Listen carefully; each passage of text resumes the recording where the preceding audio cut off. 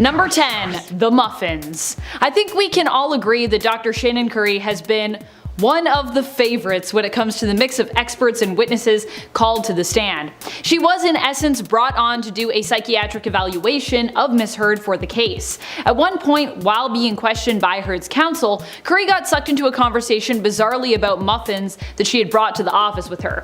The doctor seemed to be particularly anti anyone twisting her words throughout the line of questioning, respect, but things got to a whole nother level with Heard's lawyer Elaine Bredhoff deciding to fixate on muffins that Curry had shared with Heard. Ms. Bredhoff claimed the muffins were bought by Curry's husband for the two to enjoy, basically implying that Dr. Shannon Curry had shared details of the case with her husband, which is basically not allowed. However, Curry responded by clarifying that she usually brings muffins to the office but was running late, and so she had her husband get them for her. While he knew that a high-profile client was coming by, he did not know it was Miss Heard. It got to the point where the doctor had to ask Bredhoff to please stop talking about these muffins. It actually seemed to me like Heard's lawyers wanted to talk with Curry about anything but her actual report that she was basically there for. Number 9. Johnny Depp declares he was a victim. A powerful moment that I think went viral for that very reason, that it was so powerful. At the end of his own testimony, Johnny Depp finished by clarifying what he said in a recording where he and Amber Heard were having an argument. Miss Heard is heard tauntingly saying, "Please tell people it was a fair fight and see what the judge and jury think. Tell the world, Johnny, I'm a victim too, and I know it's a fair fight, and see how many people believe or side with you." She speaks over top of Johnny, who was asked to clarify while on the stand what his response was in that conversation. He answered, "I said, yes, I am." And friends, before we move on to this next spot, if you enjoy our videos here at IO, please do us a favor and click that subscribe button and maybe, write a little comment down below.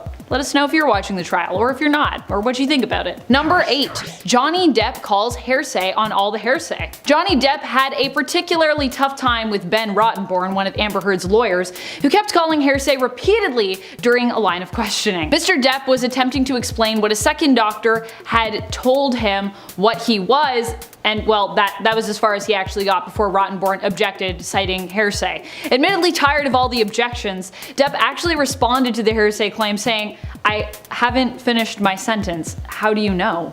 Savage. But also pretty accurate. I mean, he hadn't finished his sentence, so how did he know that what Johnny was about to say was even going to be hearsay?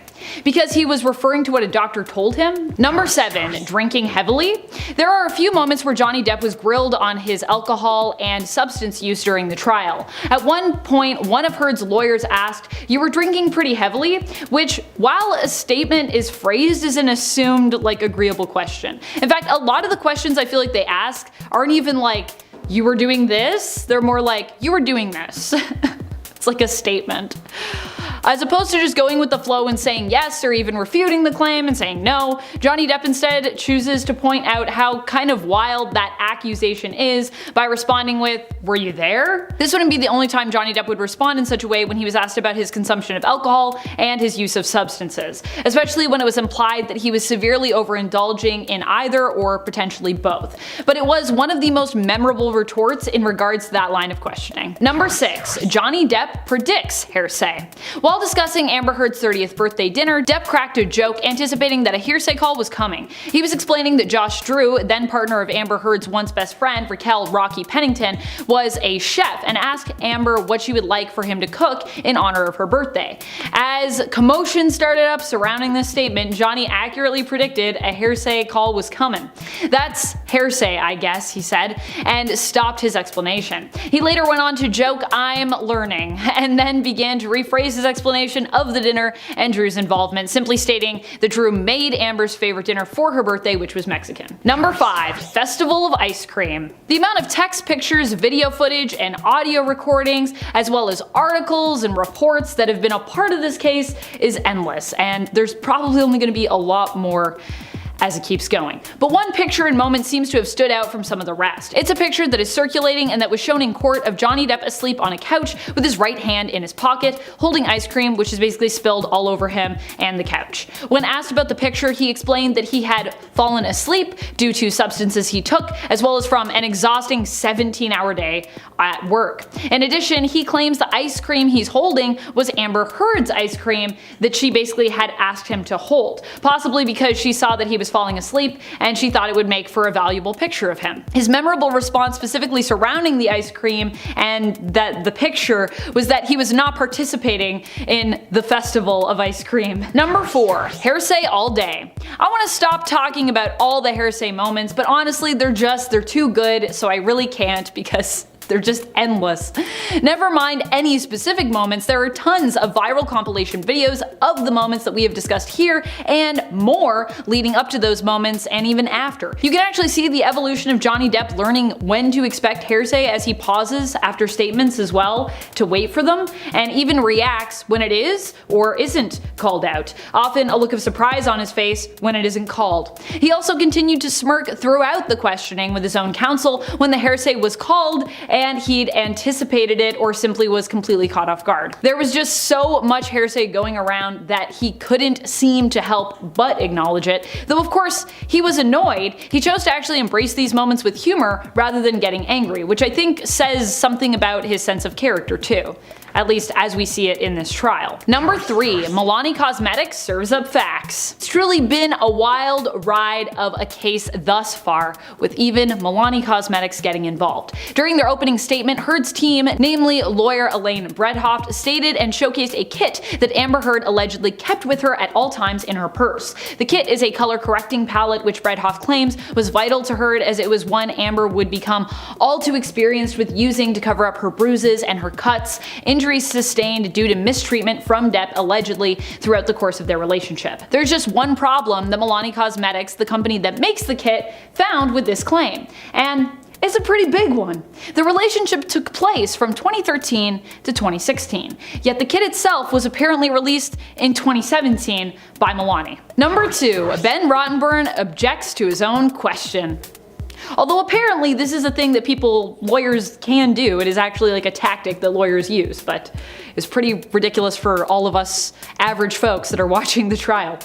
Another moment that left people flabbergasted, including the lawyer in question I think a bit, was when one of Amber Heard's lawyers questioned Ben King, Johnny Depp's house manager. During the line of questioning, there was a question that Rottenborn asked King that was basically shot down due to an objection from Depp's counsel. Rottenborn rephrases and then asks instead, "You didn't know what could cause damage to Mr. Depp's hand while you were there on March 8th, correct?" King begins to respond that Dr. Kipper had told King that Depp had sustained an injury on one of his fingers when Rottenborn objected to his own question, citing, you guessed it, hearsay. Confused, Judge Penny Ascarat responds, "Wait, you asked the question." Number 1. Vape and Drive. This has to be one of the iconic and, at this point of me recording this video, most recent moments, and it doesn't seem to be going anywhere when it comes to how viral it is.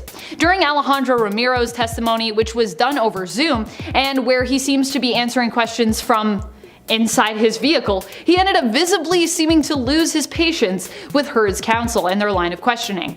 Despite the fact that they asked him about an incident where police were called, Romero testified that although he saw Johnny pacing on security footage after another resident brought up the event to him at the front desk, which he actually wasn't there for but came in sort of the day after, he had been surprised. Johnny Depp, he attested, was actually known from his experience to always be like a positive and like generally good-spirited person. He also was questioned about Amber Heard's appearance in regards to possible bruises or swelling on her face and whether she might be wearing makeup to hide injuries. Romero, however, attested that he would have noticed bruises and he didn't. Near the end, the counsel continued to ask question after question about different makeup products that Amber may have used to conceal injuries, and whether or not Romero remembered her wearing any of them or would perhaps even notice them. This was when Romero responded by vaping through his testimony and even beginning to drive in his vehicle while on the call, surprising pretty much everyone in court and being praised on the internet as a literal mood and an absolute legend. Starting off this countdown, we have James Franco. James Franco and Amber Heard met while filming the 2008 film Pineapple Express. US. In 2015, they went on to star in the Adderall Diaries together. And now James is set to testify against Johnny Depp in court. In July of 2020, Heard testified that Franco had asked her about the bruises on her face. Heard said that the bruises were caused by Depp when they got into a heated argument and he threw a phone at her face. In the upcoming trial, Franco will testify virtually on her behalf. Apparently, Heard confided in Franco during the time where she had a fight with Depp and she was left with multiple bruises. Whereas Depp is arguing that Franco was sleeping with Heard. And there's even footage of the two in an elevator together having an intimate conversation. This meeting took place shortly after the alleged fight between the two that left her bruised. So Johnny Depp's lawyers will question Franco to see if the actress had any visible injuries on her face when he met up with her. In our 9th spot, we have Jason Momoa. A number of Amber's co-stars are being dragged into this legal battle, including her Aquaman co-star Jason Momoa. Recently, it was revealed that messages between the two will be revealed in the upcoming hearing. However, it is not yet revealed what the text message exchange between the two was about. So I guess we'll just have to wait and see. Moving on to number 8, we have Ellen Barkin. American actress Ellen Barkin is also said to be on Heard's witness list. Now apparently Depp and Barkin used to have a hot fling back in 1997. According to Johnny, they were hanging out and having casual sex in 1997 after meeting on set of Fear and Loathing in Las Vegas. And now Johnny is saying that Barkin accused him of being violent and is testifying against him only because she holds a grudge against him, as he was the one who ended their casual little fling. In our 7th spot today, we have Raquel Rose Pennington. Raquel Rose Pennington, friend and neighbor of Amber Heard, is testifying against Johnny Depp, saying that she witnessed a toxic encounter between Heard and Depp. She claims, and I quote, "I got a text message asking me to come over to her condominium unit. When I opened the door, I saw Amber by the couch covering her head with her arms and hands, as Johnny was loudly screaming at her. I ran over and stood in between Johnny and Amber, begging Johnny to stop yelling at her. I put my hands out in a defensive manner, motioning him to stop. Johnny slapped my hands away and screamed foul obscenities at me." Continuing on, she said that over the years, Amber has confided in her a number of times and has also complained to her about Johnny Depp abusing her. In our 6th spot, we have Disney and Warner Bros. Turns out that this case will feature a number of Disney and Warner Bros reps. Amber Heard's team has subpoenaed Walt Disney Motion Picture Group to reveal any information they have on the Pirates of the Caribbean actor. They want to know every detail of what Johnny was like while on set filming, including incidences of drug or alcohol use, including suspected drug or alcohol use, or incidences of any delays or tardiness caused by Depp, or any incidences of violence or abuse by Johnny Depp, including any disagreements he has ever had with writers, directors, producers, you name it. We are now at our 5th and halfway mark with Brian Lord. American talent agent Brian Lord will appear in court, as email exchanges between him and Heard are being used to help her case against Depp. As of now, we don't know what information was sent back and forth between Lord and Heard in the emails. Everything is sealed until the trial takes place. Only then will we know exactly what was being said against Depp in those emails. In our 4th spot, we have James Wan. Aquaman director James Wan also got roped into this legal battle. First off, as we all know, Johnny Depp lost his role in the Fantastic Beasts franchise after accusations of him being abusive towards Heard came out, while fans were petitioning to get Amber Heard out of the second Aquaman movie. Sadly, they did not succeed, and James Wan, along with the producers, decided to keep Amber in the film. Now, James is set to testify against Johnny Depp in court. I think it's more so he's testing on behalf of Amber Heard's character, but we will see. In our 3rd spot today, we have Io Tillett Wright. Artist, actor, and activist Io Wright came to Amber's defense in regards to the alleged fight she had with Depp. According to Heard, Depp demanded her to call Wright, but it ended with Johnny ripping the phone from her hand and screaming profanities and insults at Io. Not InformOverload, but anyway. Okay. Io, on the other end of the line, yelled at Amber to get out of the house, and that was before Johnny threw the phone at Amber's face. She then apparently started yelling at Io to call 911, hoping that he would hear her cries for help and call the police. Io will therefore be a witness in court, as he apparently heard everything going down between the two. In our 2nd spot, we have Christy Sexton. Allegedly, Amber Heard told her acting coach Christy Sexton that Johnny Depp wouldn't let her leave him. He allegedly said that he would rather destroy her than let her leave him. Christy actually testified virtually from Australia about what Heard was telling telling her. She went on to say, and I quote, "She became very nervous about her acting, whether it was for a part he wanted her to do or for one he didn't want her to do. Her work was dictated by Johnny." She continued on saying, and I quote, "I could usually tell if it was something he wanted her to be involved in because she became a nervous wreck about getting it right." She also testified saying that Depp would dictate what roles she could and could not do. He allegedly didn't want her taking on, and I quote, "any parts." And in our number one spot today we have Elon Musk. In Johnny Depp's defamation lawsuit against Amber Heard, he is arguing that Heard had an affair with Elon Musk no later than 1 month after their 2015 marriage. But Musk argues that they didn't begin seeing each other until May of 2016, and even then it wasn't anything serious, and that they didn't become romantic until sometime later. But the concierge in Amber/Johnny's building testified that he saw Musk in their building while her and Johnny were still together, and that she even gave him a key. In fact, when all of this drama went down, Elon offered her 24-hour security. It's also said that he supported her financially during the trial, that he gave her the $7 million that she won in the settlement, that she said she would donate to charity. Either way, Elon is said to testify virtually in this trial. And at number 10, Hearsay. If you've been on TikTok or Twitter the last few weeks, I guarantee you've seen a video of Amber Heard's lawyers using this word more than a few times. If you didn't know, hearsay is when a witness in court testifies about something that someone else said. Then the lawyer can object, calling hearsay, as this recollection could be inaccurate, and it's typically considered to be inadmissible as evidence. Many followers of the trial have taken a dislike towards Amber Heard's lawyers and have been poking fun at what they deem to be an overuse of the objection, with many videos and jokes flooding social media feeds. One particular clip from the trial was viewed by many people as Amber Heard's lawyers called hearsay towards a question that he himself had asked another witness on the stand. Honestly, I feel like if I stay too long at this point, someone's gonna call hearsay on me. And at number 9, dog stepped on a bee. As one of the main people in the trial, all eyes are on Amber Heard, especially when it's her turn to take the stand, as a large majority of people following the trial seem to be on the side of Johnny Depp. The pressure was on for Amber to make a convincing and moving testimony to try and not just convince the courts, but win back public opinion. One strange moment from the trial has been going viral. The most hysterical is when Amber appears to start crying when she recounts how her dog stepped on a bee while talking about a situation with Johnny. Her facial expressions and the way she delivers the line are quite comical, and it was so strange it became a viral sound on TikTok. And at number 8, Amber admits to harming Johnny Depp. One of the most important parts of a trial is not just testimony, but the evidence. Amber Heard seemed to be exposed when an audio recording was played for the courtroom, which certainly got people talking. Amber Heard says various different things in the recording, but the line that shocked the people the most was, quote, "You didn't get punched, you got hit. I'm sorry I hit you like this, but I did not punch you." Amber admits to harming Depp, but appears to get hung up on the phrasing of it. Further into the audio, Amber continues to demean Johnny Depp, arguing with him and calling him a baby. Finding proven evidence is a very difficult part of this case, so Amber being on recording admitting to harming Depp was shocking to listen to.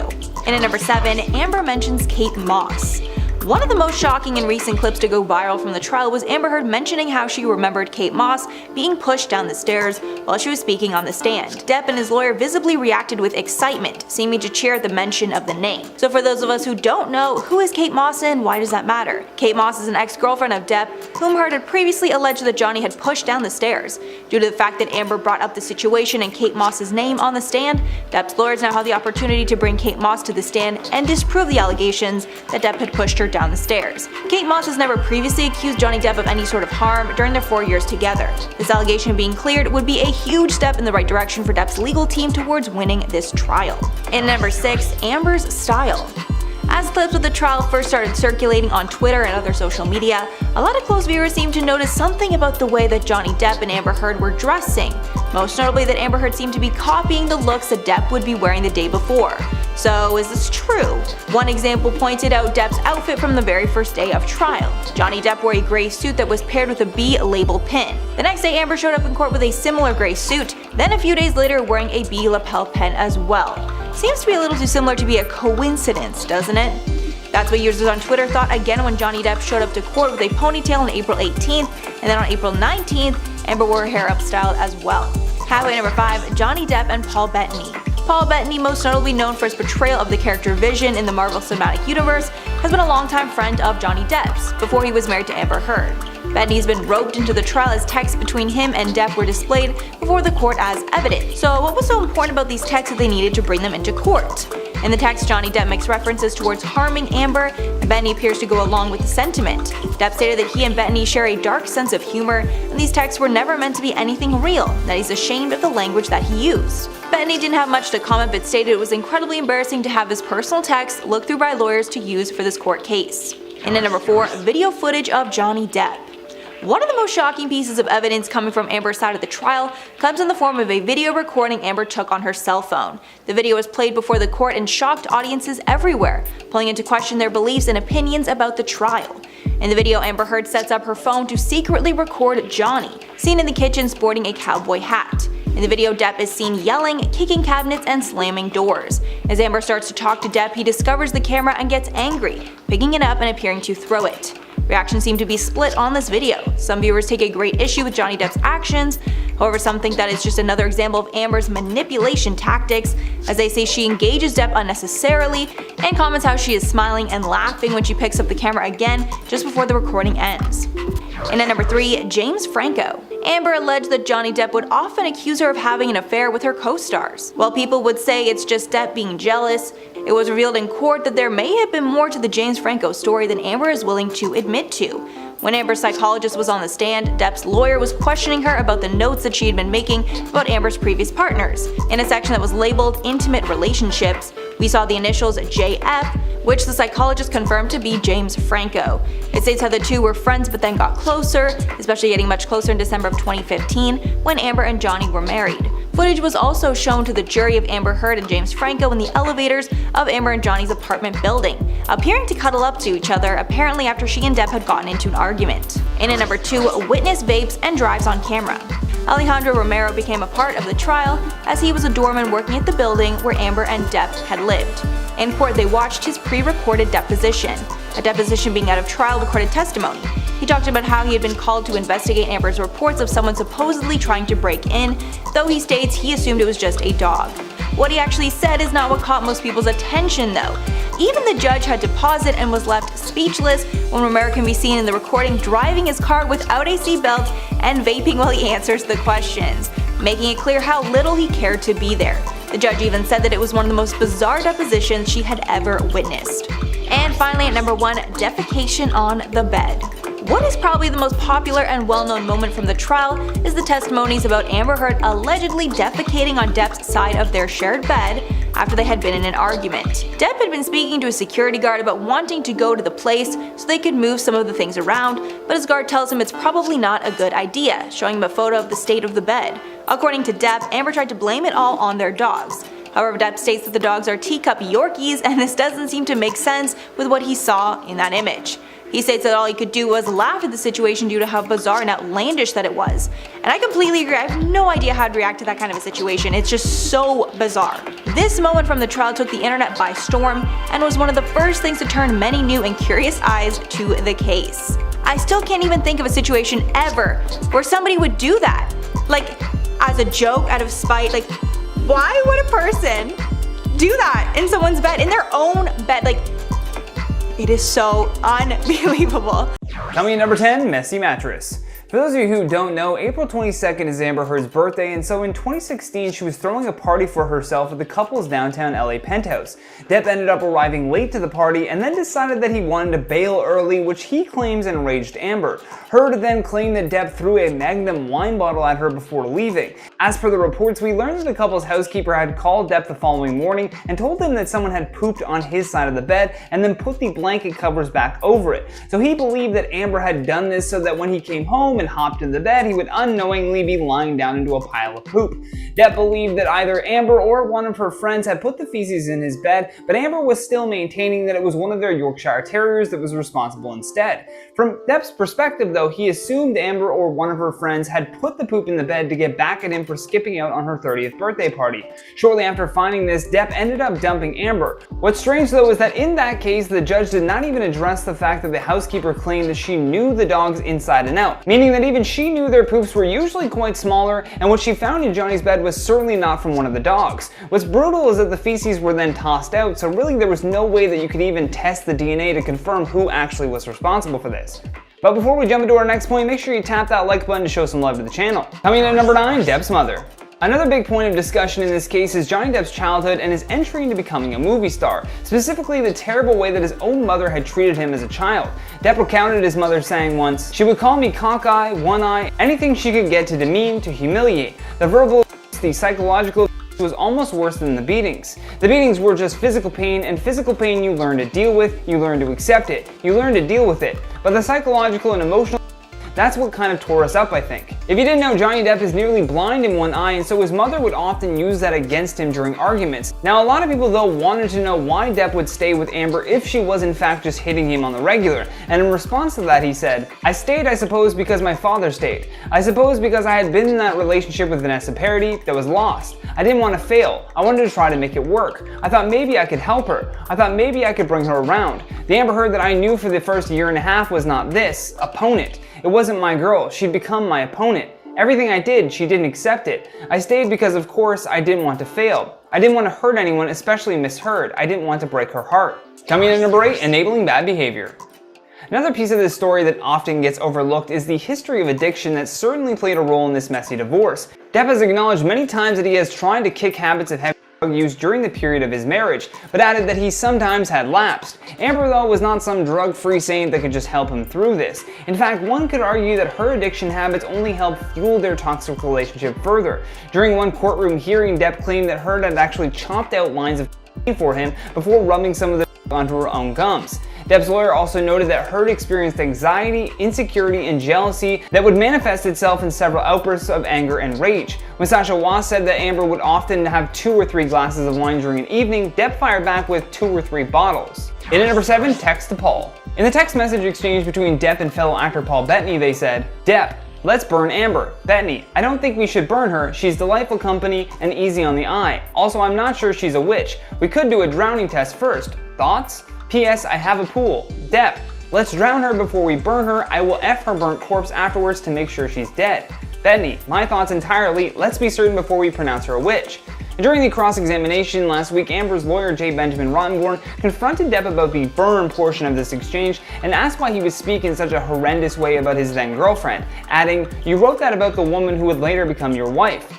But Depp testified in his response that he and Bettany had a dry sense of humor and often bonded over difficult or unpleasant situations by using their humor. In his redirect, Depp said, "In context, it's important to know that none of it was ever intended to be real, and the language that's used, which I am ashamed that has to be spread on the world like peanut butter. For example, the text that is about burning Miss Heard, it's directly from Monty Python in the sketch about burning witches and then drowning the witches. This is a film that we'd all watch when we were 10. It's just irreverent and abstract humor. That's what we were referring to in those texts." Coming in number 6, abandonment issues. Depp also alleged that on a number of occasions he would manage to escape the home, but that Amber would inevitably arrive in front of his house screaming to the high heavens in the car park, sometimes in the early hours of the morning. He goes on to say, "Many times when I would try to leave, she would stop me at the elevator with the security guards crying and screaming, 'I can't live without you, I'm gonna die.' She had to get out." Depp also returned to the witness stand to describe how Amber's behavior had changed dramatically from the time that they had gotten married. The couple would also have frequent arguments that included demeaning name-calling and bullying by Miss Heard. In at number 5, Amber's admission of guilt. In April of last year, Johnny Depp had filed a defamation lawsuit against Amber for $50 million after she wrote an opinion piece for the Washington Post about the duress that she was suffering from just being with him. As a result, Depp was then fired from his role as Captain Jack Sparrow in the Pirates of the Caribbean franchise, and his reputation was severely tarnished. However, Depp's lawyers received a bombshell of an audio confession where Amber actually admitted to hitting Johnny. In the audio, she said, "I'm sorry that I didn't hit you across the face in a proper slap, but I was hitting you. It was not punching you. Babe, you're not punched." Later adding, "I don't know what the motion of my actual hand was, but you're fine. I did not hurt you, I did not punch you, I was hitting you." Coming in at number 4, the bruise. A police officer had testified against Amber Heard during the Johnny Depp defamation trial and insisted that she had no visible injuries when they arrived. Officer Melissa Sines was the one who responded to the alleged incident of domestic violence at Amber Heard and Johnny Depp's penthouse. When the LAPD arrived, they found the Aquaman actress in tears, and Officer Sines claimed that Heard's face appeared to be flushed red but with emotion. Sines, who is a 12-year veteran of the LAPD, testified in a video deposition, "We met with the victim, we checked the location, the husband wasn't there, and that the victim advised us that she had just had an argument, and that she wasn't going to give us any further information. And because we didn't identify a crime, we issued her a business card, let her know that she could reach out to us later if she changed her mind and wanted to cooperate." Depp has repeatedly insisted throughout this trial, though, that he was actually the victim and stated that Heard had fabricated her allegations once it became clear that he wanted to divorce her. Coming at number 3, no one will believe you. When asked about why he would threaten to hurt himself, Depp said, "I thought Miss Heard had brought me to San Francisco. It was clear under false pretenses. I don't know what she was after. I had a knife in my pocket. I took the knife out and said, 'Here, cut me. That's what you want to do. You've taken everything. You want my blood? Take it.'" And in response, Amber kept just saying, "No, no, no," and continued to ask Depp to put the knife down. He said that because he was at his wit's end, he felt broken enough to actually harm himself, especially if she wasn't going to do it. Closing out his response to the tape, he said, "The only answer was here, cut me, that's all I have left to give you. There was no threat to Miss Heard, it was about spilling my blood, it was the only thing she didn't have. I was broken and really at the end." And the court also got to hear a very tearful phone conversation between Johnny and Amber, where she challenged him about his claims that she beat him up. In the clip, Amber says, "Tell the world I, Johnny Depp, a man, am a victim of domestic violence and see how many people believe or side with you." Coming at number 2, cheating allegations. When Johnny Depp took to the stand to testify against his ex-wife Amber Heard, more and more details were revealed about their toxic relationship, including how Depp believed that she was actually having an affair with James Franco. For those of you who don't know, James Franco and Amber Heard worked together in the 2015 film titled The Adderall Diaries, and Depp believed that the two of them had some sort of attraction to each other off-screen. While addressing the courtroom, Depp revealed that this was often something that he and Amber would fight over. In fact, they fought so much over that there was even an incident right before they flew from Boston to Los Angeles. Depp was also questioned a lot by Amber's lawyer about him feeling insecure whenever Amber would hang with Franco. That flight from Boston to LA, though, was one of the times where the pair fought over Heard hanging out with James, but the only real thing that they really wanted to focus on in court was just Johnny's intoxicated state of mind. He said to the courtroom, though, "I would not agree that I was very drunk on that flight. I had taken a double dose on that roxicodone, which is different than a blackout." Coming in at our number 1 spot, the lamp. Depp had previously stated that the only reason he lied about how his finger was injured was to protect his then wife Amber Heard. He said during his testimony, "I said that I had smashed it in these large accordion doors. I lied because I didn't want to disclose that it had been Miss Heard that had thrown a vodka bottle at me. I tried to just keep things as copacetic and as easy as possible for everyone. I did not want to put her name in that mix." He also went on to say that he used the severed finger to write confronting messages around the home after the alleged incident, which is a bit twisted if you ask me, but okay. In another tweet from Kathy Rusin, who is an executive producer at the Law and Crime Trial Network, she shared a photo of a bloodied lampshade and wrote, "This lampshade was on the floor at the Australia house. Hashtag Johnny Depp admits to writing this in a mixture of paint and blood with his injured finger. Good luck and be careful at top. Depp says he wrote it. I thought it was good advice." Number 10 changed her name. Amber is currently enjoying some downtime with her girlfriend and daughter as she vacations across Europe. But she doesn't go by Amber Heard anymore. She's using the alias Martha Jane Canary, who is more commonly known as Calamity Jane. That's the alias that she's said to be using for her travel arrangements, which of course would prevent anyone from knowing her exact whereabouts. The real Calamity Jane was known as one of the rowdiest and most adventurous women in the Old West. She was a frontierswoman and professional scout who also appeared in Buffalo Bill Cody's Wild West show. It's not really clear why Amber chose the name in particular, but it does have a lot of history behind it. We know that 2022 was a really tough year for her. The cameras were focused on her every move as she went through one of Hollywood's most high-profile legal battles ever with Johnny Depp. But at the moment, it looks like she wants to stay anonymous for as long as possible. After the trial, a source close to Amber spoke to People magazine and said that she is now focused on raising her daughter in Europe, so it seems like she is not going to be moving back to the States anytime soon. Number 9, return to Hollywood. Ever since the trial, there has been endless speculation about Amber's possible return to Hollywood. Most of this comes down to the disaster surrounding Aquaman 2. A few months ago, Amber furiously denied reports that she was cut from the sequel. At the time, her spokesperson called the rumors inaccurate, insensitive, and slightly insane. They insisted that she will get to keep her role as Mira. Eventually, there was a petition created to try and get her out of the movie, along with several reshoots involving other actors. But even though they might have cut Amber's role down significantly, that doesn't necessarily mean they took her character out altogether. During the defamation trial, DC Films president Walter Hamada said in a pre-taped deposition that Amber and her co-star co-star Jason Momoa weren't well matched as an on-screen couple. He said they didn't have a lot of chemistry together. I think editorially they were able to make that relationship work in the first movie, but there was concern that it took a lot of effort to get there. Although many people were surprised that Jason was the one fighting for her scenes to stay in the film, because there was just so much pushback against the idea. There was also a lot of chaos with the release date, which eventually got pushed back by a whole year. The final release date is now set for Christmas Day this year. Number 8. The settlement. In December, Amber released her own statement explaining her decision to settle the case against her by only paying $1 million to Depp. In doing so, she also doubled down on her position in the trial. She explained that she lost faith in the American legal system and said the settlement spares her the ordeal of further litigation and allows her to finally emancipate herself from her marriage. Quote, "I have made no admission. This is not an act of concession. It's important for me to say that I never chose this. I defended my truth, and in doing so, my life as I knew it was destroyed. The vilification I have faced on social media is an amplified version of the ways in which women are re-victimized when they come forward." She went on to say that she exhausted almost all of her resources during a trial, and she was exposed to a type of humiliation that she simply cannot relive. Amber claimed that even if her appeal was successful, the best outcome would be a retrial, and that's something that she cannot go through for a third time. For their part, Depp's attorneys released a statement saying, "We are pleased to formally close the door on this painful chapter for Mr. Depp, who made clear through this process that his priority was about bringing the truth to light." Number 7. Back on social media. In a recent video published on TikTok, Amber was seen making something of a comeback online. Although the clip was not published on her own account, fans were extremely excited at her return to social media. A TikTok user by the name of Bernardo Triana shared a video of her dancing to Selena's Como La Flor. Amber looks very happy with her signature red lipstick as she swayed her hips to the music along with her dance partner. The video quickly went viral and was viewed over 11 million times in less than 48 hours. Judging by the comments, not everyone was happy to see her pop up on their feed again. But the video also received a ton of positive comments too, with some fans saying that they were happy that she was just out there living her life now. Viewers were quick to praise her rhythm and her dance moves, which made it seem like she had put the events of the previous months behind her. It was later discovered that the video was taken in Guatemala, and Amber was dancing with a young member of the film crew from the movie In the Fire.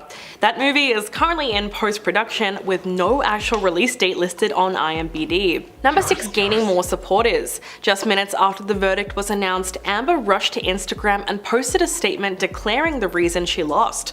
She wrote, "I'm heartbroken that the mountain of evidence still was not enough to stand up to the disproportionate power, influence, and sway of my ex-husband." She really doubled down on aligning herself with the Me Too movement, writing that she was disappointed in what this verdict meant for women and called it a setback. Quote, "It sets back the clock to a time when a woman who spoke up could be publicly shamed and humiliated." She also added that it sets back the idea that violence against women should be taken seriously. With that post, she made it clear that the verdict was a defeat for all women.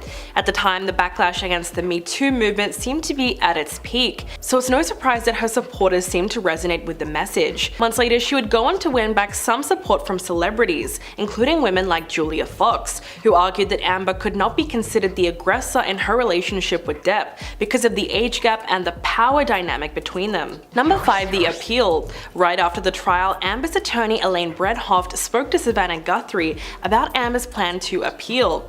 In June, the jury awarded Depp $10 million in compensatory damages and $5 million in punitive damages. They also awarded Amber $2 million in a countersuit against him. Of course, she was not very happy with this outcome and decided to try and challenge the verdict.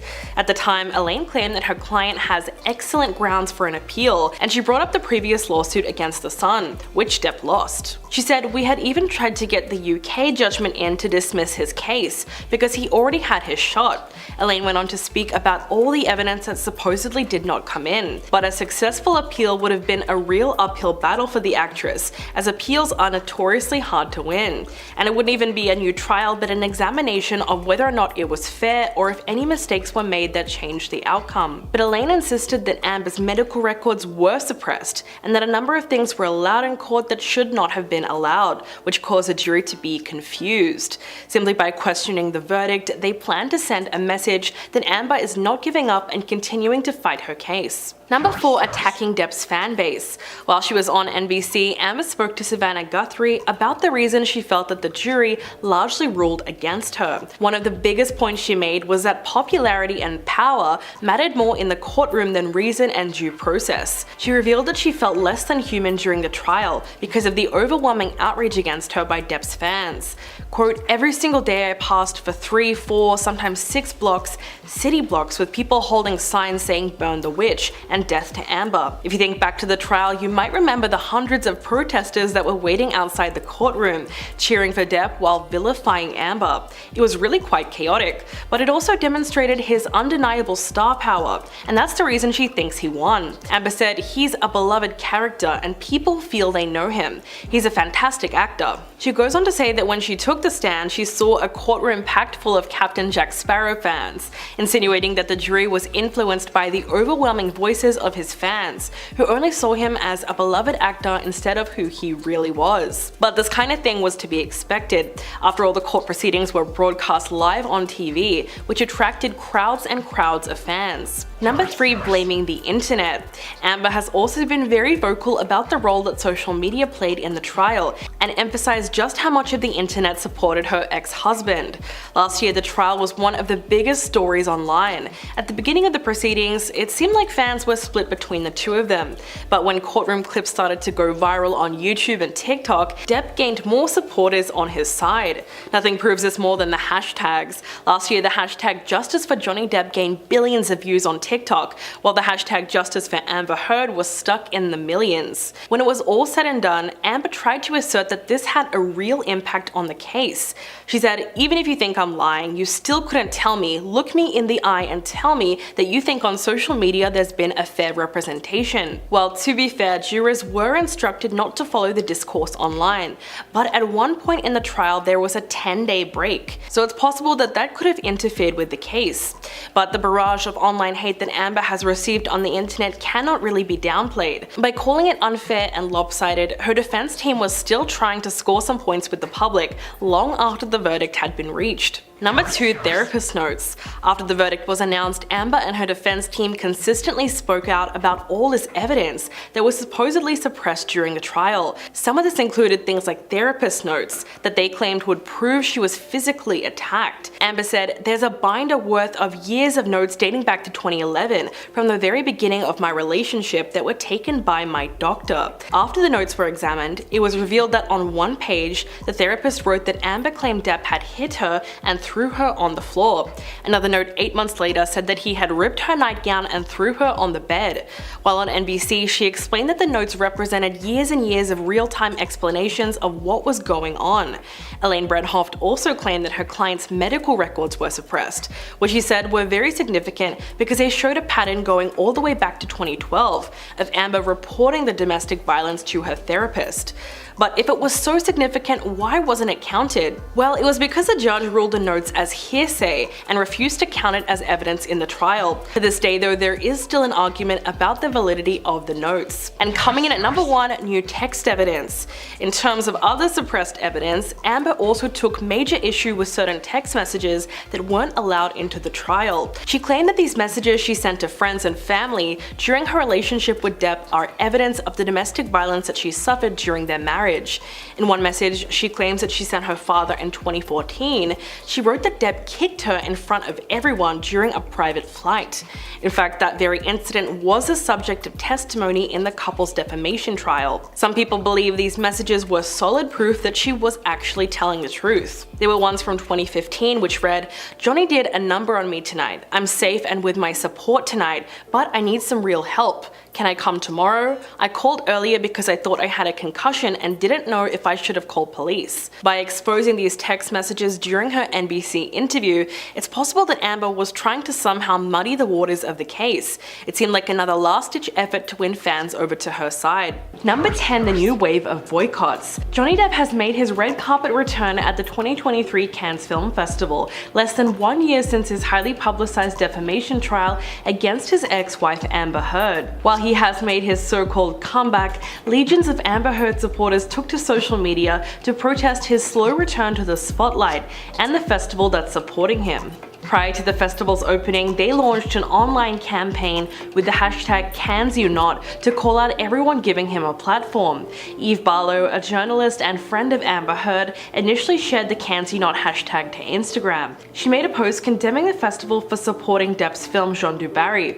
The #CansYouNot campaign has also spread throughout Twitter, and it's since drawn a lot of attention back to the trial. One Amber Heard supporter spoke to Variety and said, "The Depp v. Heard trial became the vehicle through which the backlash against the Me Too movement went viral. Hollywood industry seemed to be riding that backlash to return to the status quo. To open your festival with Johnny Depp, to be frank, it feels like a slap in the face." Number 9, renewed interest.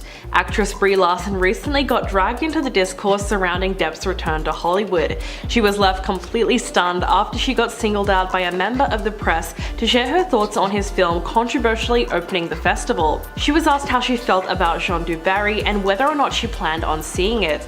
In response, she said, "You're asking me that? I'm sorry, I don't understand the correlation or why me specifically." The reporter then brought up the fact that she was a part of the Time's Up movement, so that's why he was asking her.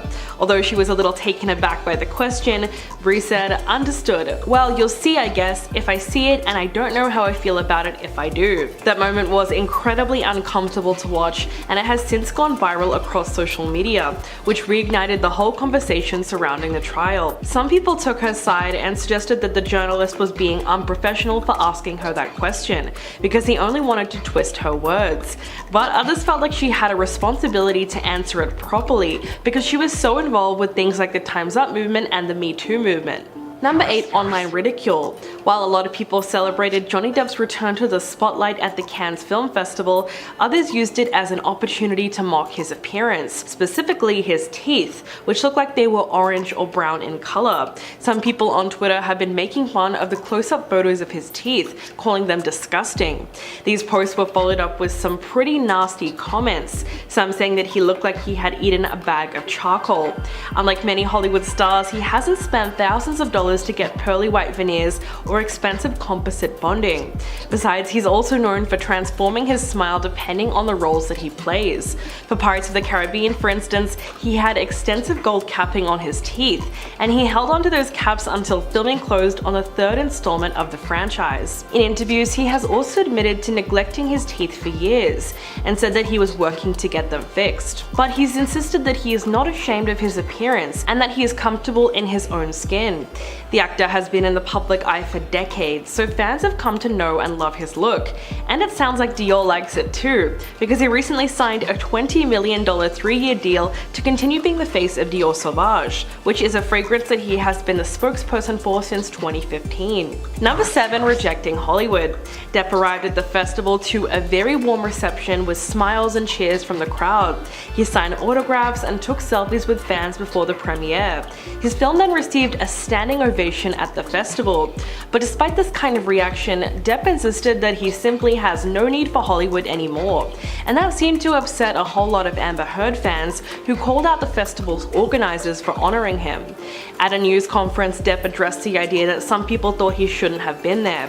He said, "What if one day they did not allow me under any circumstances, no matter what, I cannot go to McDonald's for life? Because somewhere, if you got them all in one room, there would be 39 angry people watching me eat a Big Mac on a loop just for fun. Who are they? Why do they care?" At another point, he claimed that he doesn't feel boycotted by Hollywood because he doesn't think about Hollywood or need it. His film Jean du Barry marks his first return to the big screen since the defamation trial. Less than a year has passed since all of the gritty details of his relationship with Amber Heard was aired in open court. Clearly, his comments did not sit well with those who were still frustrated over the verdict. Number 6, growing support for Amber Heard. In the months since the trial, support for the actress has been steadily growing. As a result of that, several prominent celebrities have joined the conversation, even if they never meant to be a part of it. On the Cannes red carpet, Dame Helen Mirren's choice of accessories caught the eye of Amber Heard supporters. She posed for pictures with a folding bamboo style fan imprinted with the hashtag #WorthIt. Some people interpreted this to be a subtle sign of support for Amber. In response to the speculation, Helen shared a statement insisting that no secret message was intended. She said, "I'm a L'Oreal ambassador. They are a sponsor of the festival, and quite truthfully, I picked up a fan because I was hot. Because you're worth it is the official L'Oreal Paris slogan." But regardless of her comments, people consistently pushed this story on social media and turned it into the hashtag #AmberIsWorthIt. On Twitter, they posted things like Helen Mirren stands with Amber Heard because she's worth it, and Helen Mirren hit the Cannes red carpet for the premiere of Jean du Barry with a message of support for Amber Heard and a subtle FU to the film star Johnny Depp. And she used fashion to do it. Bow down to your forever queen of shade. Number 5. Johnny Depp's toxic fan base. Most celebrities have hardcore fans. That's just completely normal. But ever since the defamation trial, a certain chunk of Depp's supporters have made it their mission to go after other women that are speaking out about their own experience. Many women, famous or not, have been targeted online for sharing their story about domestic violence or SA. This is because a lot of people saw the defamation trial as a kind of pushback to the Me Too movement. It became such a cultural phenomenon that a lot of women who came forward with similar accusations were labeled as just another Amber Heard. Add that to the fact that Johnny Depp just has so many more fans. Over the 6 weeks that the trial played out, people overwhelmingly showed their support for him. The hashtags Justice for Johnny Depp and Amber Heard is guilty raked in billions of views. Kathy Griffin has since compared his fans to QAnon supporters, and many seem to agree with her. NBC News reporter Kat Tenbarge weighed in on the matter. She tweeted, "The reality is that the way the trial was consumed and analyzed by the public hurts victims. If you can't accept that, you don't live in reality. The QAnon vibes intensify when JD supporters have to reckon with the very real, immediate consequences of that trial." Number 4. The Me Too movement. Just minutes after the verdict was announced, Amber Heard rushed to Instagram and posted a statement declaring the reason she lost. She wrote, "I'm heartbroken that the mountain of evidence was still not enough to stand up to the disproportionate power, influence, and sway of my ex-husband." She really doubled down on aligning herself with the Me Too movement, writing that she was disappointed in what the verdict means for women, and she called it a setback. Quote, "It sets back the clock to a time when a woman who spoke up could be publicly shamed and humiliated," and adding that it sets back the idea that violence against women should be taken seriously. With that post, she made it clear that the verdict was a defeat for all women. At the time, the backlash against the Me Too movement seemed to be at its peak. So many of her supporters also seemed to resonate with the message. Months later, she would go on to win back some celebrity supporters, including women like Julia Fox, who argued that Amber should not be considered the aggressor in her relationship with Depp because of the age gap and the power dynamic between them. Number 3. Amber's move to Spain. It's been reported that the actress has quit Hollywood altogether. She's since been photographed going for a run on the streets of Madrid, which is where she relocated to months ago along with her daughter Una. A source close to the actress said that she couldn't wait to leave the US with her daughter after the trial. She now has a new energy since she's been living in Spain, where she gets a lot more privacy. The trial was also very stressful for her, and it left her exhausted and disappointed as she felt that she was mistreated. So that's why she wanted to start fresh out of the country to put it all behind her. Also, it does help that she's bilingual and can speak Spanish, which might be one of the reasons why she wanted to live there long term. At first, she was rumored to be living in a rented house on the island, but since she has moved there permanently to a new home outside Madrid. Before a settlement was reached after the defamation trial, it was said that she was spending most of her time living in Europe anyway, probably because she just liked the idea of being somewhat anonymous. Number 2. Amber's recent interview. These days, the actress tends not to engage with the members of the press, but she made an exception this time. In her most recent interview, she spoke to a cameraman on the street about her life in Spain. She said, "I love Spain so much. I hope I can get to stay here. I love living here. I hope you are good. It was a pleasure meeting you. I have to move forward. That's life." We didn't really find out very much about her life from that short clip, but it's really interesting to see what she's up to these days because she's been isolated for so long. No one has really heard from her since the trial, and that's certainly what caused some of her fans to worry. But judging from these latest pictures and videos, she does seem to be happy with her decision to leave the US. A source close to Amber previously told People magazine that she couldn't wait to leave the US with her daughter after the trial. Quote, "Amber has been living in Spain where she gets more privacy. The trial was beyond stressful for her and she just wanted to turn a new page. She is excited about working and filming again. She was exhausted and disappointed with the trial, and she felt that she was mistreated. This is all behind her now because she has a new energy and is focused on the things that she loves. And coming in at number 1, the settlement. In December, Amber released her own statement explaining her decision to settle the case by only paying $1 million to Depp. In doing so, she also doubled down on her position in the trial. She explained that she lost faith in the American legal system and said that the settlement spares her the ordeal of further litigation and allows her to finally emancipate herself from their marriage. Quote, "I have made no omission, this is not an act of concession. It's important for me to say that I never chose this. I defended my truth, and in doing so, my life as I knew it was destroyed. The vilification I have faced on social media is an amplified version of the ways in which women are re-victimized when they come forward." She went on to say that she exhausted almost all of her resources during the trial, and she was exposed to a type of humiliation that she simply cannot relive. Amber claimed that even if her appeal was successful, the best outcome would be a retrial, and that's something that she simply cannot go through for a third time. For their part, Depp's attorneys released a statement saying, "We are pleased to formally close the door on this painful chapter for Mr. Depp, who made clear throughout this process that his priority was about bringing the truth to light." Coming in at number 10 is none other than the many inconsistencies of her story and how they've all lined up so far in the trial. More importantly, the timelines of the events themselves. Heard has pretty much been exposed on a regular basis now about the amount of times her stories just did not add up. One incident in particular came from her lawyer, Elaine Beat, during an opening statement where she mentions the makeup products Heard had to use constantly to cover up the marks and bruises of the alleged physical violence she claims to have suffered at the hands of Depp. Now, this is known to be a very common tactic in many DV relationships, except for the fact that in Heard's case, this was all seemingly a lie, because the company she had mentioned in court, Milani Cosmetics, stepped forward to inform the public that the exact product Heard claimed to have used as her scapegoat hadn't existed at the time of her making this statement originally, and was later released the following year. Although this could have merely been an innocent mistake on Heard and her legal team's end with a mix of a brand and products, this is still quite a messy puncture in her already leaky narrative thus far. Sliding into 9th spot for today is Heard's former allegations tied to her previous relationship before Depp with ex-girlfriend Tazia Van Ree. Now, this may come as a shock to many, but it has been noted by many sources that Heard was in fact physically violent towards Tazia during their relationship. This rocky situation took an even sharper turn when the police were called and Heard was later arrested following the incident.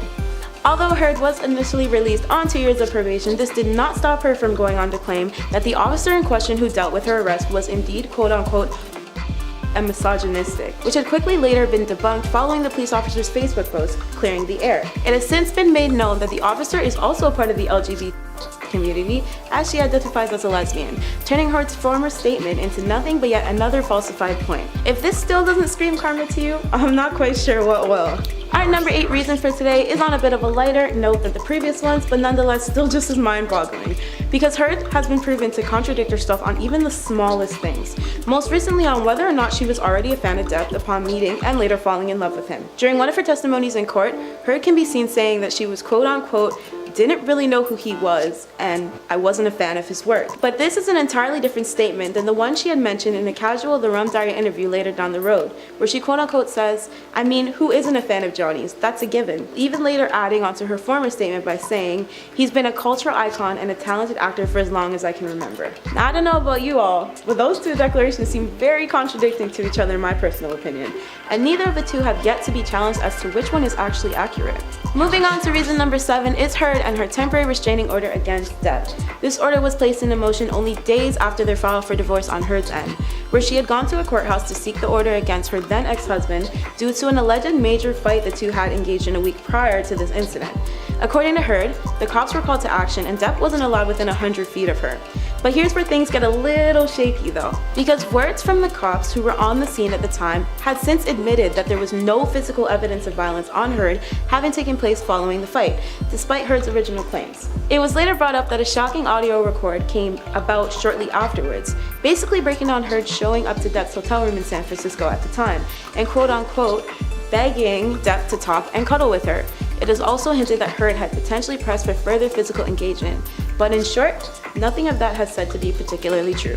And our number 6 point for today is the Kate Moss, JD, and AH situation, where Heard admits to having hit Depp for the first time the same day she made it known she was afraid that Depp would have pushed her sister down the stairs. She went on to talk about the fear she felt over this situation on the stand. But things got a little weird when out of nowhere, Heard threw this wild allegation Depp's way by bringing Moss into the story, who was proven to be unhurt in the end. It has since been known that they would fight a lot, but that she was never physically injured or hurt in any way from this, and that Moss and Depp do remain as friends to this day. Coming in for top 5 at number 5 is the topic of Amber Heard's ACLU donation, or more like her not donation, because according to the ACLU, Heard had paid less than half of what she was originally promised to give them. But things get a little problematic because according to the company, due to Heard's financial struggles back then, Depp had to donate an additional $100,000, and another $500,000 was rumoredly given by Elon Musk, who she was alleged to be seeing after her breakup with Depp. Number 4 lies the cheating allegations against Heard with Elon Musk. Following my previous point, Heard admitted to quote-unquote filling in the space with Musk after her previous relationship with Depp. As the pre-recording deposition played on Wednesday, April 27th, Heard also claimed she wasn't in love with Musk after Depp's lawyers read their text exchange. Heard originally sparked these romance speculations amid her divorce with Depp, to which the businessman wasted no time in opening up his feelings of the young actress to the world. It only took the pair 5 months of being apart from one another for them to briefly rekindle the romance before calling it quits for good later that year. In 3rd place for today's video, Amber and James Franco, moreover the suspicious of cheating on Heard's end while she was still with Depp. It is said that the incident took place in New York in May 2014 when Heard was filming The Adderall Diaries alongside Franco at the time. Things became entirely messy here when Heard had accused Depp of kicking her to the floor following his allegation against her and Franco, going so far as to say Depp quote-unquote hated James Franco. Moving on to the 2nd place point for today is Kate James and her testimony that Amber is basically the worst. Her former assistant made claims that she was overall difficult to work with and filled with rage on a regular basis. James had gone on to say that although she has no evidence of having ever seen Heard get physical with Depp, she was a victim to Heard's angry outbursts and blind fits of rage on several occasions. According to James, Heard once allegedly spit in her face after she had asked the actress for a raise. Following the statement, Heard was also accused of sending incoherent text messages as early as 2 a.m. in the morning. When asked about Depp, on the other hand, James really only had positive things to say, noting that he is a typically calm and shy dude, like a quote-unquote total southern gentleman she proceeded to finalize. And finally, the number 1 reason why practically the entire internet is hashtag Team Johnny is the shocking audio confession from early last year, where Heard admits to having hit Depp after explicitly saying she did not. Now this comes following the former couple trying to work through their marital issues back in 2015. Still, this issue has now been proven to be true, given the hard evidence shaped in the form of the seemingly explosive audio confession mentioned earlier. If Amber has lied about all these 10 things today, who's to say she hasn't been lying about so much more? Number 10, the TMZ slip-up. The explosive testimony from former TMZ journalist Morgan Tremaine established that the celebrity news publication had been able to publish exclusive photos and videos of her during the early stages of her contentious divorce from Depp, based on tips it received about her whereabouts. This directly contradicts the recorded testimony from Heard, saying that she was caught off guard by the presence of the photographers, and that she has no idea how TMZ got a hold of the story. Tremaine testified that he dispatched paparazzi to stay outside the Los Angeles courthouse based on an anonymous tip to capture photos of her in 2016 when she filed for a temporary restraining order against Depp.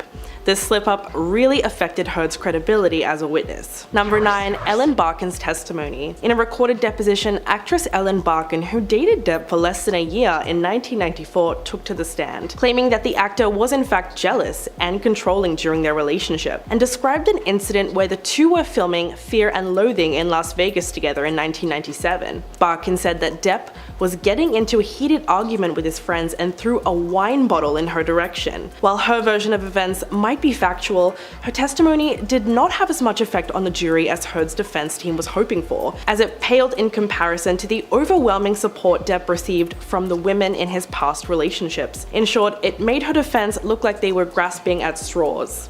Number 8, Kate Moss takes the stand. Almost a direct contradiction to what Barkin's testimony was hoping to achieve, Kate Moss's testimony clearly resonated with the jury. The British model, who dated Depp between 1994 and 1998, testified that he never pushed her down a flight of stairs. This was important because it directly contradicted Heard's testimony earlier in the trial, when she referred to an unverified rumor that Depp once pushed Moss down the stairs. Moss spoke out about the time that the former couple was was staying at a resort in Jamaica when she slipped down the stairs and screamed in agony. It was then that Depp rushed in and carried her to her room and got her medical attention. The 48-year-old's 3-minute testimony was such a slam dunk that Heard's attorneys declined to cross-examine her. Number 7. Amber Heard's ex-assistant speaks out. Want to know what Heard was really like? Just ask Kate James, who worked as Amber Heard's personal assistant for 3 years between 2012 to 2015. She testified that Heard screamed at her when she tried to negotiate her salary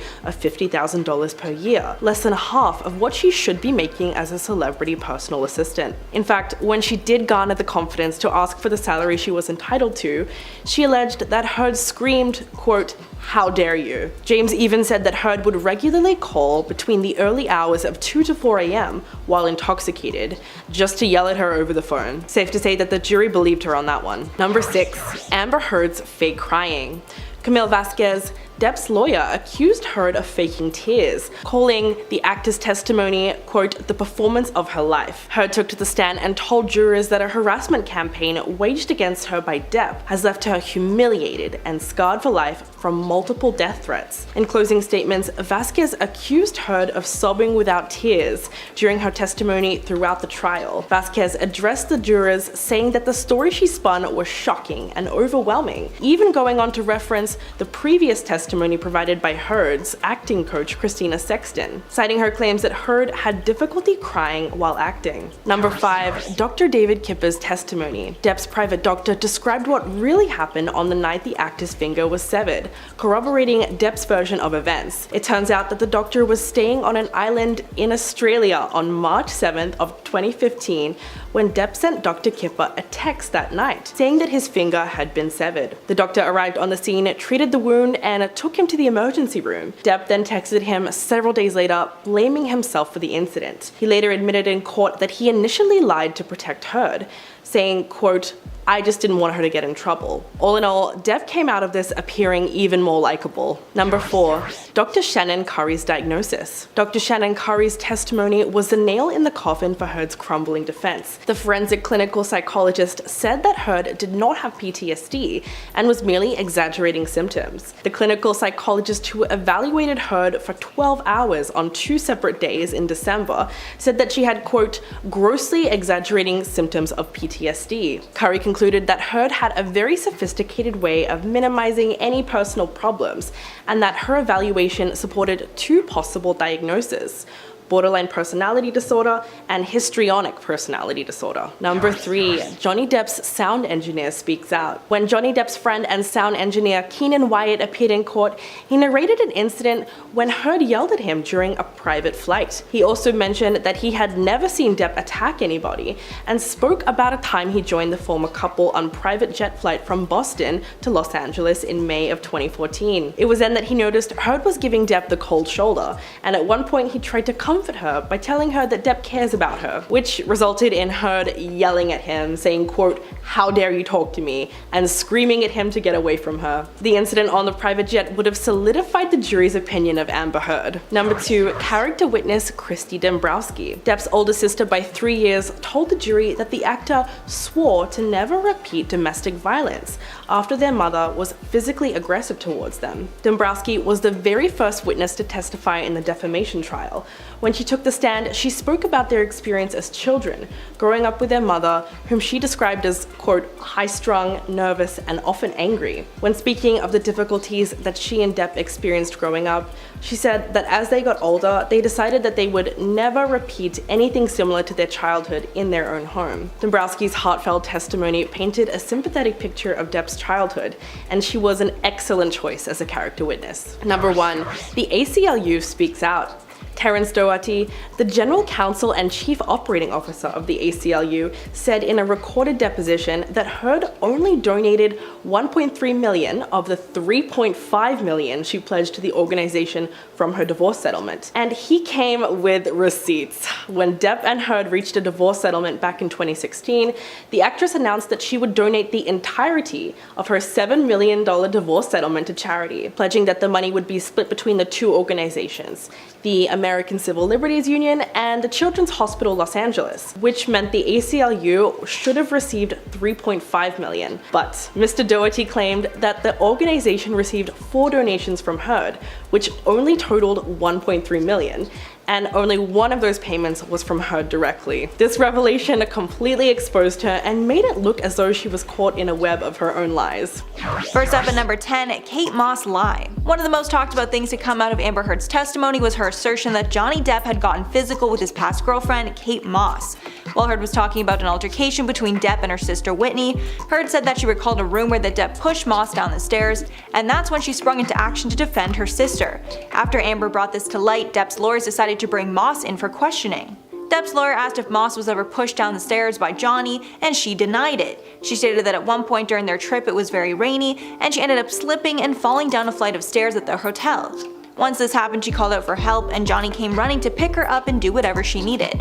When the lawyer asked if Depp had ever gotten physical with her at any time, Moss continued that he never, quote, pushed me, kicked me, or threw me down any stairs. And at number 9, ACLU donation lie. One of the worst cases of Amber Heard lying on the stand is in regards to her donation to the ACLU, since it's so easy to get to the truth. During her divorce proceedings, Amber went on record stating that she would donate the proceeds from her divorce to Children's Hospital of LA and the ACLU within 10 years, claiming at the time she did not care about the money, rather she just wanted justice for what she had gone through. However, Depp's team brought to light that Amber never donated the money that she pledged she would.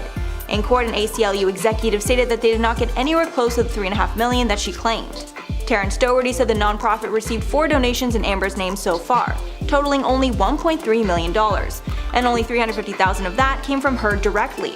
The remainder and largest portion of the money came from Elon Musk, her former boyfriend. Amber also took credit for a $100,000 donation made by Johnny Depp, go figure. And at number 8, leaked phone call. Probably the biggest bombshell over the course of the divorce were these leaked phone calls between Johnny and Amber, and of course these calls were brought to light once again during the recent trial. In these phone calls, Amber admitted to hitting Depp. In the call, Heard said, quote, I'm sorry that I didn't hit you across the face in a proper slap, but I was hitting you. I was not punching you. Babe, you're not punched. Adding, quote, I don't know what the motion of my actual hand was, but you're fine. I did not hurt you. I did not punch you. I was hitting you. Depp then replied, I left last night. Honestly, I swear to you because I just couldn't take the idea of more physicality, more physical harm on one another. Heard finished off saying, quote, I can't promise you I won't get physical again. God, I effing sometimes get so mad I lose it. So in this call, Amber not only admits to harming Johnny Depp, but she also tries to shame him and tell him that she didn't even hit him that hard. And at number 7, pooped in their bed.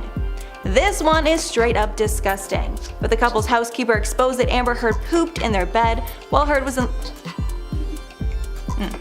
But the couple's housekeeper exposed that Amber Heard pooped in their bed while the couple was married. Housekeeper Hilda Vargas said in a written statement that she found the feces and knew they were human. Vargas added that after she told this to Johnny, Amber Heard approached her and told her the photos had destroyed her marriage. The housekeeper said she apologized to Amber, adding, quote, I was very nervous and so I apologized, even though I did not believe that their marital problems were my fault or that I had done anything wrong. And she finished off saying, quote, she has a bad temper in my opinion, and I did not want her to yell at me. Depp stated in court that Amber tried to blame it on their dogs, but he is convinced it came from Amber or one of her friends. And at number 6, forced assistant to lie. In their divorce trial, Johnny Depp's former estate manager has testified that he lied under oath because Amber Heard forced him to do so, or she threatened he would lose his job. This was after Amber was charged with bringing her dogs to Australia illegally and not abiding by the country's restrictions on animal travel. Kevin Murphy, the estate manager, said during the trial, quote, Amber wanted me to say essentially that it was my fault in one way or another that the paperwork wasn't completed, so that I could take the blame for her. Murphy's statement claimed that Heard said to him, quote, I want your help on this. I wouldn't want you to have a problem with your job. After being pressured into it, Murphy decided to lie under oath to not get in trouble with Amber. Because of this shocking revelation, Heard was investigated for perjury by Australian officials. Halfway number 5, inconsistencies in her story. Since the internet is clearly on Depp's side in regards to the trial, after Amber Heard took the stand to testify, the internet immediately started dissecting her testimony. Viral TikToks even show people acting out her retelling of events, and it makes literally no sense. In one TikTok, the audio hears Amber claiming she was sitting on the edge of a couch. Then she says how she was on the floor looking at how dirty the rug is. Painted the picture that her version of events makes no sense. A tweet breaking down another event said, quote, I walked out of the bedroom, and he slapped me in the face. I turned around to face him and said, "Johnny, you just hit me." The user pointed out that you cannot be slapped by someone and then turn around to face them. And at number 4, Heard copying Depp's outfits. This is one of the many bizarre things that Amber Heard has done in court that has left everyone scratching their heads. After many days of Amber showing up to court wearing almost the same thing that Johnny had worn the previous day, it became clear to viewers that she was copying his outfits. Some experts even claim this might have been done as an intimidation tactic. Dr. Shannon Curry took to the witness stand and testified that she diagnosed Amber Heard with 2 personality disorders. Dr. Curry claimed that Amber's disorder may cause her to, quote, take on the identity of the people they are spending time with because it's comforting. Many fans on Twitter pointed out the strange coincidence, noticing how Heard will copy the color and style of whatever Depp wears the next day. And at number 3, Milani Cosmetics contradicts Amber. During the trial, Amber's lawyer stated that Amber would walk around with makeup constantly in her purse in case she ever needed to cover up a bruise that Johnny had given her. In court, the lawyer held up Milani Cosmetics' all-in-one correcting kit while telling the jury how Heard concealed alleged bruises on her face. During the trial, her lawyer held up the makeup and said, quote, "This is what Amber carried in her purse for the entire relationship with Johnny Depp. She's an actor. Do you honestly think she would have left her apartment without makeup? Do you think she would ever have wanted other people to see her bruises and cuts? This is what she used. She became very adept to it." Milani then clapped back in a TikTok video showing that the product held up in court was not released until 2017, 1 year after Heard filed for divorce. So there's no way that Heard could have been covering bruises with that specific makeup. A source close to Heard told People, quote, Heard's lawyer was using an example of the kind of makeup that she used. And at number 2, stolen story. One of the biggest bombshell allegations against Amber in the course of her divorce has been the accusation that she stole her assault story from her assistant. And she played the story off as her own so she could exploit it for financial gain in the divorce. Heard's former personal assistant testified to the UK High Court that her assault story was used by Amber in Amber's depositions against Depp. The assistant, named Kate James, testified that she told Amber the story in confidence of a horrible incident that happened to her in Brazil that traumatized her. Kate James said on the record, quote, "Amber referred directly to a violent incident that occurred to me 26 years ago, and she twisted it into her own story, and she used it for her own use." Adding, "This of course caused me extreme distress and outrage that she would dare to attempt to use the most harrowing experience in my life as her own narrative." And finally, at number 1, Johnny's kids hated her. Throughout the trial, it became clear that Depp's kids with ex-partner Vanessa Paradis did not approve of his relationship with Amber. It was even exposed that Lily Rose did not attend his father's wedding to Amber in 2015. In court, Johnny said, quote, "My daughter Lily Rose did not come to the wedding. She and Miss Heard were not on particularly great terms for several reasons." Johnny Depp also claimed in court that Amber tried to drive a wedge between him and his kids. When talking about how possessive Amber was, Depp said, quote, "Amber had to have me there at all times for her own needs, also alleging she would tell me what a bad father I was and that I had no idea how to parent." When asked in court if Heard had any relationship with Johnny's kids, Depp responded, quote, "It didn't exist. My children are much smarter than me. They refused to be around her." Number 10, Heard's acting coach. Christina Sexton, an acting coach who worked with Heard between 2011 and 2017, said in a recorded testimony that as Heard and Depp's relationship progressed and as time went on, she started seeing less and less of them together and would often hear loud arguments while inside their home for acting sessions, saying that it went from being like a normal couple to very tension-filled, especially those last few months that they were together. Sexton added, quote, "I would say that last year they were together, probably 80 to 90% of our sessions began with her crying." In her deposition, Sexton said that she could tell when Heard's tears were genuine because, ironically, she has a little difficulty crying when she's acting. This testimony was so iconic because it was used against Heard later in the trial by Camille Vasquez, Depp's lawyer, who accused Heard of faking tears, calling the actor's testimony the performance of her life, and accused Heard of sobbing without tears during her testimony throughout the trial. Number 9, the poop testimony. Depp told the court that as his relationship with Heard unraveled, he wanted to collect his belongings from their Los Angeles penthouse. He said he let his security guards know he planned to go inside the building, but he received a message from them saying it wasn't a good time. Depp said he wanted to know why when he was told he should wait, because there was, quote, human fecal matter on his side of the bed. The actor added that he was sent a picture of the feces as proof, saying that it was so bizarre and so grotesque that he could only laugh. Well, I'm sure that was the court's reaction too. Depp said that when confronted, Heard tried to blame it on their Yorkies, but from the way he described the whole incident, it was clear that Heard had actually defecated on the bed. Depp's bodyguard, Starling Jenkins, told the court he spoke to Heard about the surprise she left in the boss's bed prior to leaving the apartment, and that at the time, Heard called it a horrible practical joke gone wrong. Number 8. Depp's agent. In a videotaped deposition recorded on the 19th of January, Christian Carino, Depp's former CAA agent, appeared to be through with discussing his former client's issues, but told the court the actor had become unemployable in Hollywood following Heard's allegations of domestic violence. Carino, a longtime agent who had previously represented Depp, said he warned the actor's handlers that his legal disputes were becoming a distraction for the Pirates of the Caribbean actor's career, saying that the general public doesn't want to hear that people that they look up to are in litigation. Carino said the non-stop coverage, including when Depp lost his case against The Sun in 2020, affected the actor's off-screen reputation. He admitted that he began to have discussions with Pirates of the Caribbean producer Jerry Bruckheimer about Depp being dropped from the 6th film in the lucrative Disney franchise, which means that because of Heard's accusations, Depp missed out on a massive payday to the tune of $22.5 million. Number 7. The TMZ testimony. The explosive testimony from former TMZ journalist Morgan Tremaine established that the celebrity news publication had been able to publish exclusive photos and videos of Heard during the early stages of their contentious divorce, based on tips it received about her whereabouts. This directly contradicts the recorded testimony from Heard, saying that she was caught off guard by the presence of the photographers and that she has no idea how TMZ got hold of the story. Tremaine testified that he dispatched paparazzi to stay outside the Los Angeles courthouse based on an anonymous tip to capture photos of her in 2016 when she filed for a temporary restraining order against Depp. This slip-up really affected Heard's credibility as a witness, but what makes this testimony so iconic is when under cross-examination, Fred Hoft said to Tremaine,